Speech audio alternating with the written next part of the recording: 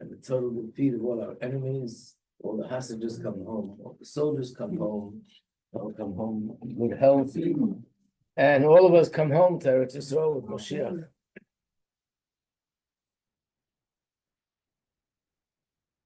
Mon Hashem, it's a perfect day, like you know. Yes. Today is Hanukkah, And please. it started. Lam Natseyach, Mizmer LeDavid, Yan Chadinov Yem Tzara, Sagev Choshem Elohei Yaakov, Yishlach Ezecha Mikodesh Umitzion Yisadeka, Yizkar Kolman Chosecha Ve'eloscha Yidashna Sela, Yiten Lecha Chilvavecha V'chalatzoscha Yemale, Ve'ranana V'shuasecha U'V'Shem Eloheinu Nidger, Yemale Adonai Kol Mishal Yisecha.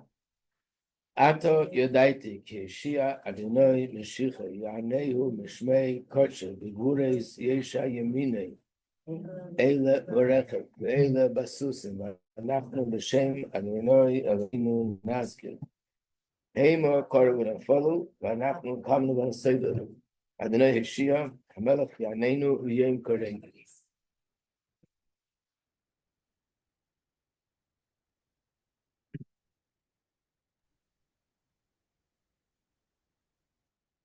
Okay, so we will continue doing something on Hanukkah today.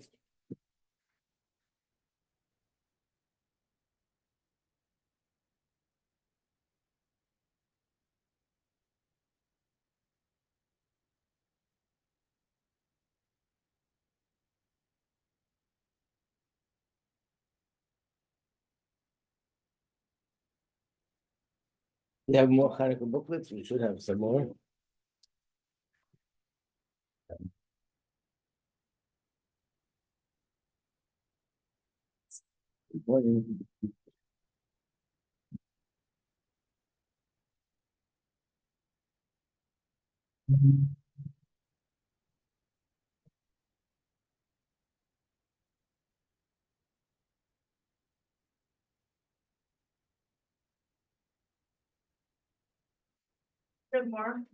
I'm looking. We should have a lot because we actually print a double amount of these booklets. Yeah, Bertha was nice that everything was yellow because I could find it, but now it's all yellow. Mr. I can't Yapi, find it. what Hanukkah booklets you put in the room last time? Do you remember where you put them? No, you didn't take them. Okay.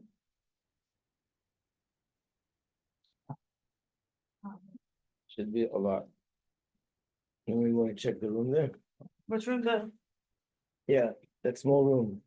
Yeah.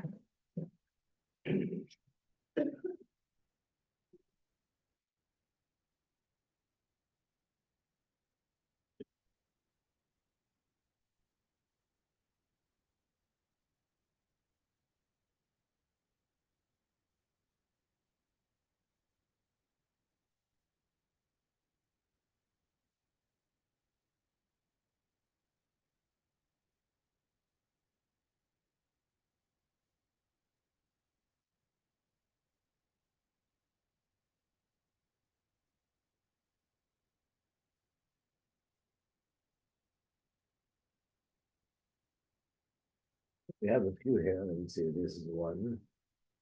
I don't know. Looks a little bit flimsy. I mean, looks like it's missing pages.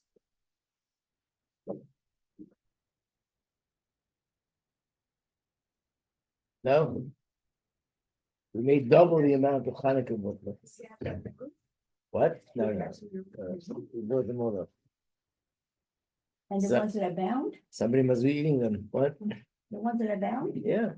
Remember we said that you made the ones that are bound and we found the old ones that weren't bound. Okay. It's just easy to follow inside. Let me see what I have here.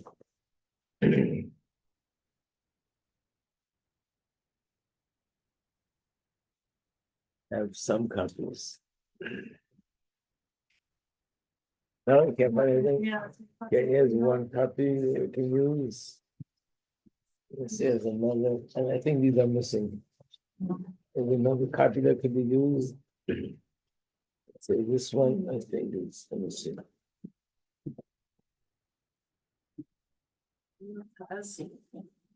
Sorry.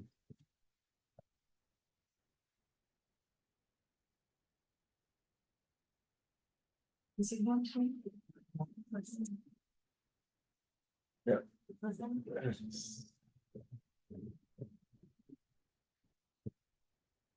So much work goes into getting this thing ready, and then when we leave it's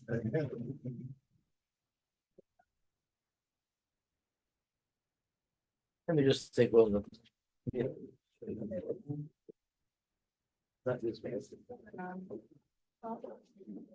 Boards.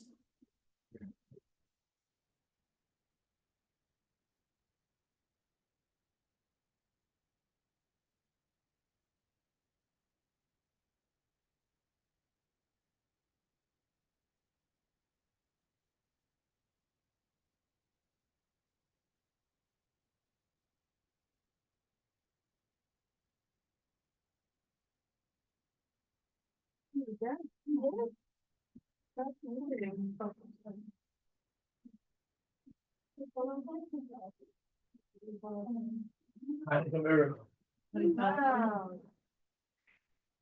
Some of you have it, we gave it at the beginning.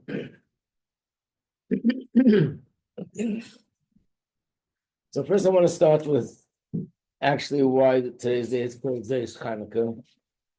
Let's see this inside. So on the Yom of Hanukkah, Yom of Hanukkah, and the reason why it's called Hanukkah is because they weren't able to use the Mishkan, the Beis Hamikdash, because the Greeks took it over. And I don't know how long it was, but it was a long time period that they couldn't use the Beis Hamikdash. So once they took it over, it was considered like starting from the start all over again. And that's called Chanukas HaMishkan, Chanukas HaMizbeach. So first look at page 14. This is the pasuk in the Torah that talks about when they built the Mishkan for the first time. It says, Zeis Chanukas HaMizbeach, which means this is the consecration of the altar, which is the beginning of establishing something which was never here before, a Mishkan, which is a sanctuary where Hashem's presence comes down. This is the beginning of history, because this lasted for 40 years in the desert. When they went into Eretz Yisrael, they built another one. Thank you. Wherever they were temporarily. And then they moved to another spot, they built another one. And then there was another one that stood more permanently for 380 something years. And it was still not the permanent Beis Hamikdash. Eventually, Shlomo HaMelech built the permanent ones. And then there was the first one that was destroyed. And there was a second one that was destroyed. Mashiach will come, will have a third one. But the beginning of the whole thing was the one in the desert, the Mishkan. So it's called Chanukas HaMizbeach. Nevertheless, each Beis Hamikdash, whenever it was built, they did the same thing. They celebrated the beginning, the starting point. And you see the words in the Chumash. It is Zeis. It says the first pasuk on top that's underlined, and also on the bottom on page 14. Chanukas HaMizbeach, the dedication of the Mizbeach. The inauguration of the Mizbeach. This is the beginning of the whole thing. So in the time of Hanukkah, it was a new beginning, even though it was never destroyed, but it wasn't used, so it was a new beginning. And that's why it's called Hanukkah. How did they celebrate? What do they do? In the times of the Beis Hamikdash, the celebration was that every day, and if you look at the top of the page, the leaders brought forward offering for the Mizbeach, which means only the leaders of each tribe brought something for the Beis Hamikdash. So they celebrated for 12 days because there are 12 tribes. In the times of Hanukkah, they celebrated in a different way. They celebrated by lighting the menorah, and the miracle of the menorah having oil for one day, being lit for 8 days. So I want to show you something about the karbanos, about the sacrifices. But before we get there, I just want to show you why it is called Zeis Chanukah. When we read the Torah during Chanukah, this is what we read. We read this portion in this parsha, which is the first day we read what was brought on the first day in the desert. The second day we read which tribe brought it on the second day of the desert. Because after all the sanctuaries are connected. So therefore, whatever happened then is also connected to what happened in the times of Hanukkah. What do we do today? Today's the 8th day. So we read about the 8th leader, what he brought. But there was also a 9th and there was also a 10th. So today we read everything, the 8th, the 9th, the 10th, the 11th, the 12th. And then at the end of everything, the Torah makes a conclusion, sort of a total sum of what everybody belongs. And on page 21, I didn't bring the whole thing, just page 21 is the beginning. It starts off saying, this was the dedication of the altar. And I underline that those two words, Zeus Chanukah Hamizbeach. And it goes on to say, this is the total sum of what everybody brought. So much silver, so much this, so much that. And because we read this today, because today is the day which is the culmination of all the 8 days, so therefore the day is called Zeus Chanukah. Well, what's so significant about this? So let's go back to look at what it says. Let's look at page 15. It starts off, the one that brought the offering on the first day was Nachshon ben Aminadab. Who was he? The leader of the tribe of Yehuda. We know that kingdom, royalty, King David, it's all connected to the tribe of Yehuda. So he was first. And what did he bring? When we say offering, offering doesn't only mean a sacrifice. It means a gift to the Beis Hamikdash. He brought 1 silver tray. Its weight was 150 shkolim, which is the measurements of those days. Turn the page. He brought a silver bowl. These are obviously things that were needed and used in the Beis Hamikdash. And this weighed 70 shkolim, according to the sanctuary weights. Both of them were filled with fine flour, kneaded with olive oil for a meal offering. And then 1 spoon of 10 gold shkolim filled with incense. Then they brought sacrifice animals, 1 young bull, 1 ram, 1 yearling sheep for a burnt offering, a he-goat, a sin offering. Keep going for the peace offering, 2 oxen, 5 rams, 5 kids, 5 yearling sheep. Then it concludes, this was the offering of Nachshon ben Aminadab. That's what he brought.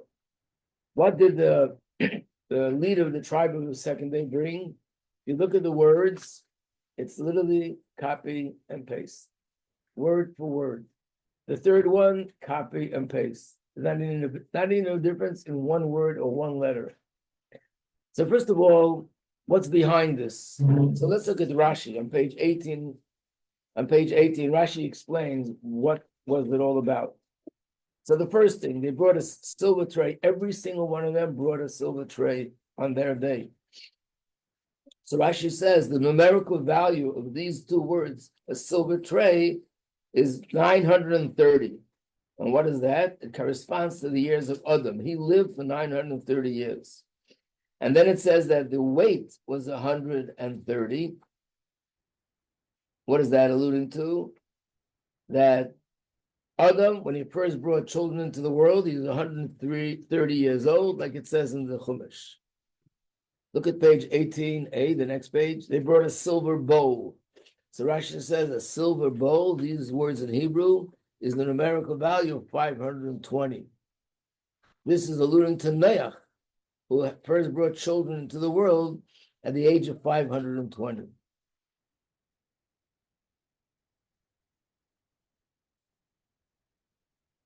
Then look at the next one.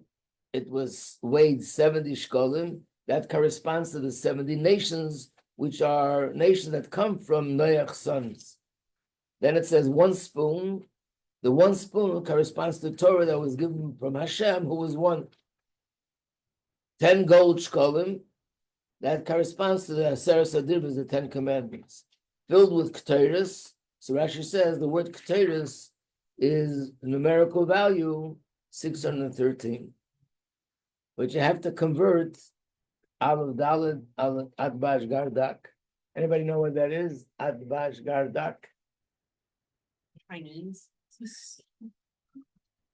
And you know what? Japanese? Yeah. This is we all know what gematria is. Gematria is numerical value, which means that the words of the Torah and the letters of the Torah, besides the literal meaning, there are hidden codes in the Torah. One of those codes are that you exchange the first letter of the Aleph Beis with the last letter of the Aleph Beis. The second to the first to the second to the last. The third of the first to the third of the last. Which means there are two ways to look at the Aleph Beis. So if you go from top to bottom, Aleph is the beginning and Tov is the end. If you go the other way around, Tov is the beginning and Aleph is the end. So these letters exchange. So Rashi says if you exchange the letters, you'll see that Torah, which means incense, is actually Gematria 613. They brought one young bull, that corresponds to Avram, because the Torah talks about how Avram took a young bull to feed those angels. And then it says one ram, that corresponds to Yitzchak. We know that Avram took Yitzchak to sacrifice him on the Akedah. Then Hashem said, no, don't do anything. And when that happened, he found a ram, and he sacrificed the ram instead of Yitzchak. So Avram is connected to a bull, Yitzchak is connected to a ram, and Yaakov is connected to the sheep. The story in the Chumash with Yaakov and the sheep. Then they brought a goat. What was the goat about? To be an atonement for the fact that they sold Yosef, and they slaughtered a goat, and they used the blood of the goat to pretend that this was the blood of Yosef. So this was a tshuva for that, an atonement for that. Then it says, for the peace offering, they brought 2 oxen. That corresponds to Moshe and Aaron, because Shlomim has in it the letter Shalom, which means peace. And Moshe and Aaron, they're the ones who brought peace between Hashem and the Yidden. They brought Hashem and the Yidden together. Eilim Atudim, which is rams and goats and sheep, 3 different species. So Rashi says that corresponds to Kohanim, Leviim, Yisraelim. Then it says, it also corresponds to Torah, which is made up of Torah, Nevi'im, and Ksuvim.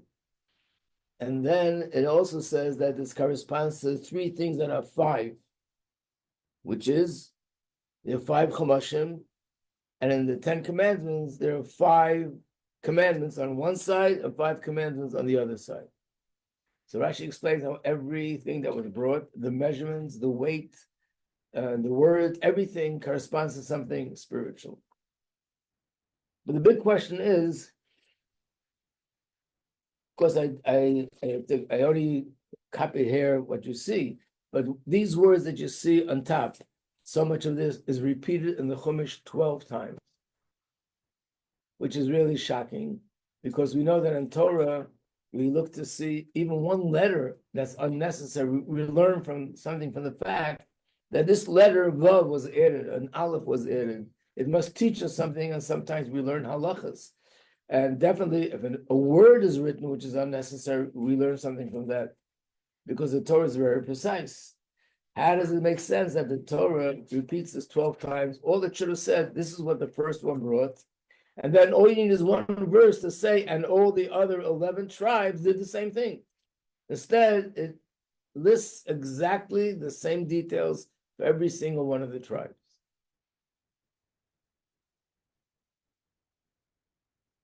So the answer is, and this helps us understand also what this Hanukkah is.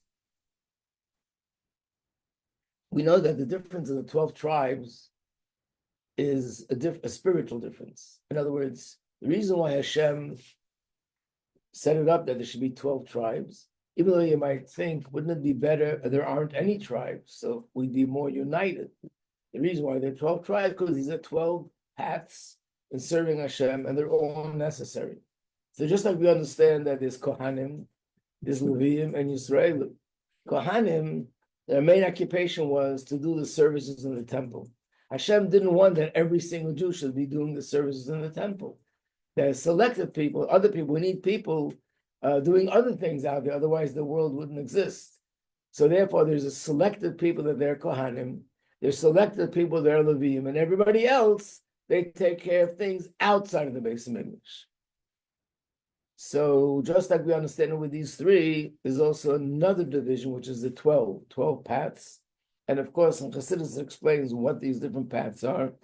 But it means that every tribe represents certain characteristics, and that's something which makes it unique. For example, Yehuda is represented by a lion.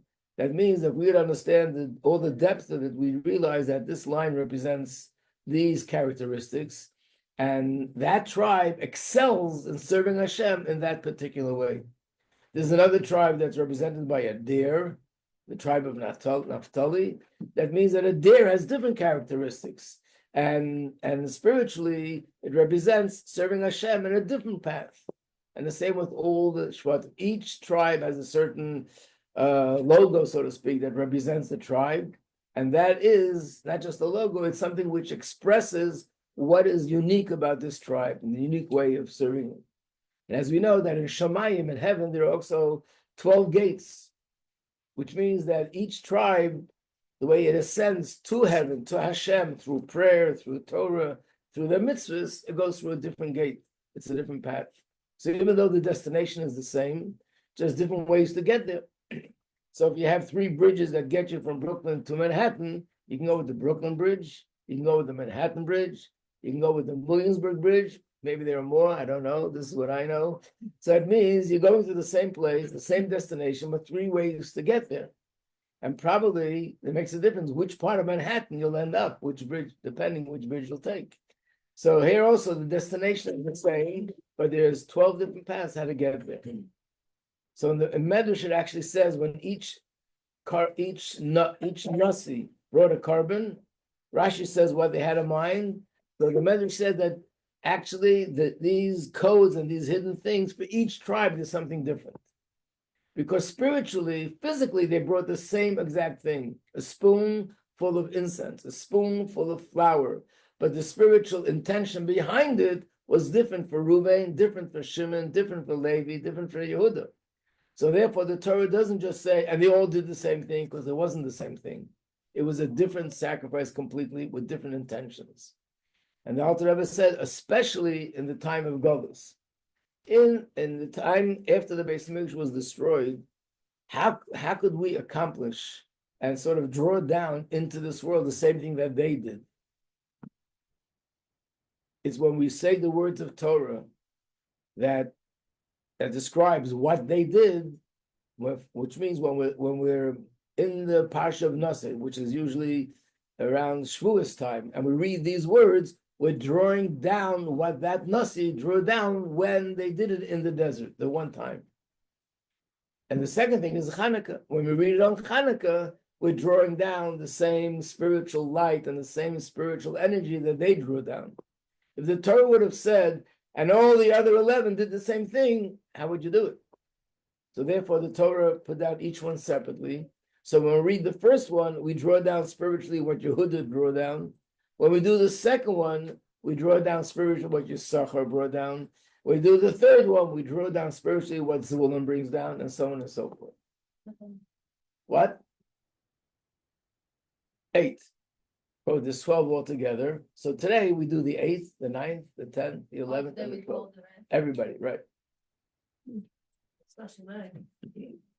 So first of all, it's special because we completed. And second, then there's another point. There's a concept of Chassidus, which is a very fundamental concept. It comes up in a lot of different areas in different contexts, but the principle is the same principle. And the principle is when you have a lot of details and they all come together, once they come together, there's something new here that is more than just an accumulation of details. First, we have this in Rashi and Chumash in a very Gashmizdika way. Rashi and Chumash, this is a reference to the story of the Meraglim. Rashi brings down from the Gemara if 2 people are carrying a load, and each one has the ability to carry a certain amount of weight. So let's say one person could lift 25 pounds, and the other person could lift 25 pounds. I would assume that if they lift something together, what is the sort of the capacity? How much could they lift? 50 pounds. So Rashi says, no, not Rashi, it's from Gemara, that actually when they lift it together, they can lift 75 pounds. A third more than when they live each one separately. Why? Because I have my 25 pounds, you have your 25 pounds, and then there's something new that comes there as a result of the fact that we merge together. And therefore, we have more strength than we each have as an individual. So it's not just me plus you, but something new happens here. Now, again, in Chassidus, it gives the mashal. Take, for example, letters of the alphabets. Every letter of the alphabets, even though it's just one letter, but there's a tremendous amount of depth to it. I know that Rabbi Yitzhak Ginsburg, who wrote many books, he has an institution called Gal Einai, teaches Kabbalah, Chassidus. He has a whole book on each letter of the alphabets, what the aleph is, what is the beis, what is the gimel, what is the dalet. And it's based on what it says in the Zohar, that when Hashem created the world, there was a parade. What parade? The letters of the alphabets, they all came to Hashem. And each one said, Hashem, create the world with me. First came the aleph. Every letter gave a reason why they should be the one that Hashem create the world with them. And for each one, Hashem gave reason, no, can't be the aleph, can't be the gimel, can't be the dalet, can't be the hey. Who is it at the end? The base. So that's why the Torah begins with the bracious, with the base. So it means every letter of the alphabet is something spiritually, something which is beyond just looking at a word. There's a tremendous amount of depth in one letter of the alphabet. Now, what happens when you take a few letters and you put it together? The example, for some reason or other, is always given the same example. You take a beis, and a reish, and a vav, and a chaf, which spells baruch. Now that I took these four letters and I put them together, I have a word. This word didn't exist before, which means in addition to the fact that the beis in itself, in its own right, contains tremendous, spiritual secrets. The reish in its own right has secrets. The vav in its own right has secrets. The chaf in its own right has secrets. Now, when we put them together, there's something new here that wasn't here before. There's a word with the meaning. These letters now are containing in them a new content that wasn't here before. Again, in Chassidus, it's called Ur or Ur al Kolona. There's a light that comes and it's above all the details. And I guess the same is like with a minyan. Every yid has an neshama. Every yid has an nefesh elokis. Every yid has holiness in him. But when 10 yidden get together and they're in one room, there's a certain presence of Shekhinah that is more than just 10 people coming together. Something new comes there, which is only there if there are 10 people together in one room. And that's why with a minyan, you could do things that you can't do without a minyan. So basically, the same thing happened here. The first day was one tribe. I'll get to in a second. Okay. The second day is another tribe. Third day, another tribe. When it comes to the last day, and we're reading what all the tribes did, we finally come to the culmination of everything. Not only do we have a combination of 12 different things, but now we have something which is infinitely greater than each one of the 12 combined with each other. And that comes on the 8th day. And that's called Zeis Chanukah Samazbeah. And that's why it's a special day. And it has in it a lot of bracha. And of course, one of the ways of drawing down that bracha, containing the bracha, is by giving tzedakah or doing anything extra in Torah mitzvahs. And of course, giving brachas to one another. And it's a day that bracha has a big power. But this is what happens on this day. We read we come to the conclusion of all of it. And that's why it's called Zeis Chanukah.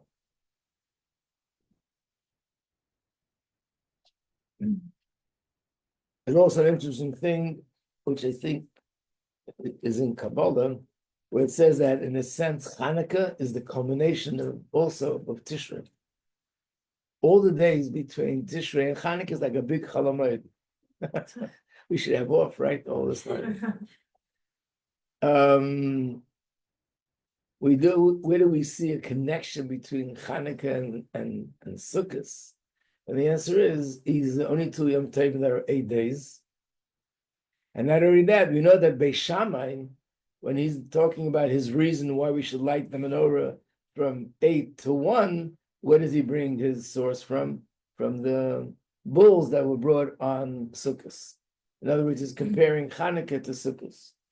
When the Rebbe made a Sudas Haidah, the Rebbe made a Suda of thanksgiving after the miracle that happened when he recovered, Rosh Chodesh Kislev. When did he make it? On the 8th day of Hanukkah.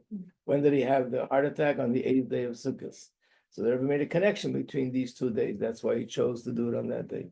We celebrate on Rosh Chodesh Kislev, but the Rebbe's first celebration was actually on the 8th day of Hanukkah.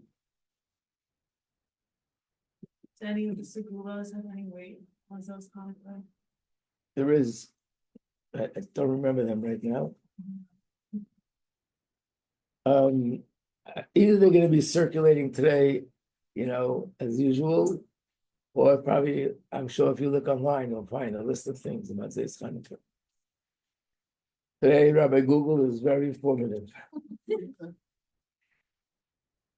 Okay, another interesting thing about Hanukkah, that's Chabarain, is here on page. There are a lot of my martim, starting from the Alter Rebbe, that explain what is the difference between the Hanukkah menorah and the menorah in the Beis Hamikdash. The menorah in the Beis Hamikdash had 7 branches, and the Hanukkah menorah had 8 branches. So look at page 10 and 11. So this is a pasuk in the book of Micha.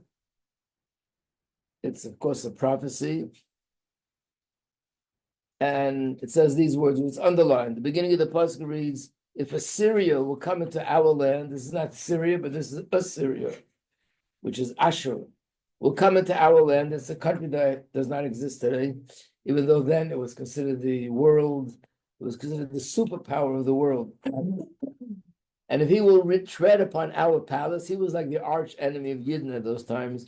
We will set up 7 shepherds or 8 officers against them, and they will pound the land of Assyria with the sword and the land of Nimrod, and so on. So it says 7 shepherds and 8 officers. In some places it translates it as 8 princes or 8 kings. So look at the next page. This is the Gemara that explains what does this mean. Page 12.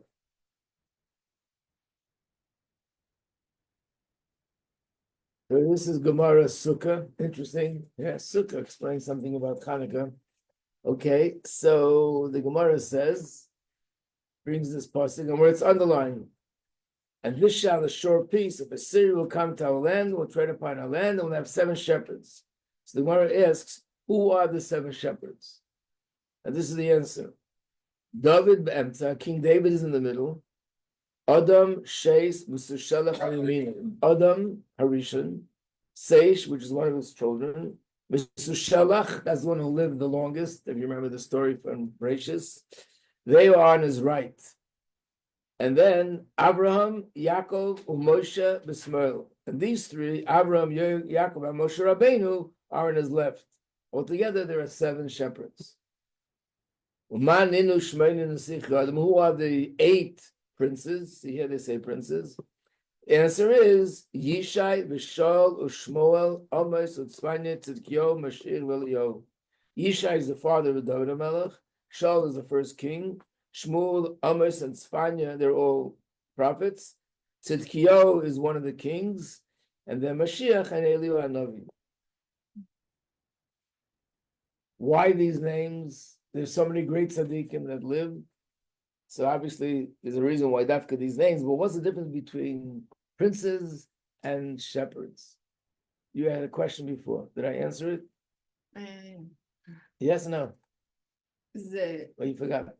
לא, forgot. Why כאילו we need 10 people to minyan? Like, why דווקא 10? Why Dafka 10? Because 10 is a number of shleimut, like the 10 spheres. When they're 10 yidden together, then you have all the 10 spheres together. And that brings the Shekhinah in a more revealed way. Wow. Okay? Thank you.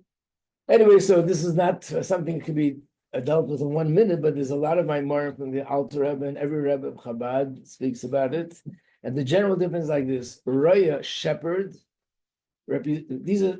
It means in Spal that these 15. These are 7 and 8, so it's 15 tzaddikim that they are considered not only leaders of their generation, and not only people that they provide spiritual strength to their generation, but to all the Jews of all future generations. Now, again, there are other tzaddikim like that too, but something must be outstanding about them that they go into this category. But what is the difference between a shepherd and a prince? A shepherd represents pneumius. In other words, a shepherd is someone who feeds the sheep. And food is something which we internalize. We eat, becomes part of us. And we know from Tanya that the metaphor for something which is internalized is food. So, for example, Torah is compared to food, because Torah versus mitzvahs is something which we study, we understand intellectually, and by understanding it, we really internalize it, it becomes part of me. And therefore, when we say that these 7 people are called shepherds, that means they give spiritual strength to every single Jew, but in a way that they provide it, that it's internalized within us. The relationship between a king and the people in the nation, or a prince, is makif, is more encompassing on the outside, because they're not teaching them something, but there's a certain relationship. We stand in awe of the king, we follow what the king says, but it's not a pneumistic relationship. That means that they also give strength to us, but the strength that they give us is what we call makif. Makif, as you know from other sources that we learned, is something which is all-encompassing, but it doesn't penetrate internally. It's something that has an effect on the person sort of from the outside. So the difference between pnimis and makif is that pnimis is something measured. Like when we're teaching someone, it has to be measured, and it has to fit the brain of that person. Makif, something which is makif, is something which is infinite. And that's why things that are makif don't have to be internalized. They can't even be internalized, but they have a tremendous effect and impact on the person in a way that even without internalizing, it has hashpah on the person. And therefore, we need both. So we have these 7 tzaddikim that they give us the internal hashpah, and then we have 8 tzaddikim that they give us hashpah, which is makif. And Hanukkah is connected to the number 8. We learned about this yesterday, because Hanukkah is about Mesiras Nefesh, and Mesiras Nefesh is something which is beyond the finite, beyond intellect, and number 7 is the cycle of nature. Number 7 is more connected to the finite, and that's why it's also pneumius. I know this is very short and brief, but speaking to people who are so knowledgeable of Chassidus, it should not be much of a problem. You should understand everything. 8 Nesichim. Okay, 8 Nesichim and 7 Ro'im. Okay, to be continued. The next Maimon we're going to be learning in Mitzvah Shem starting next week will be the Maimon Atat Tzava, which is the last Maimon that the Rebbe published and also handed to every single man, woman, and child. It's a very important Maimon. Wow. And we're going to start that in Mitzvah Shem next week. Thank you. You're welcome. Okay, now we're going with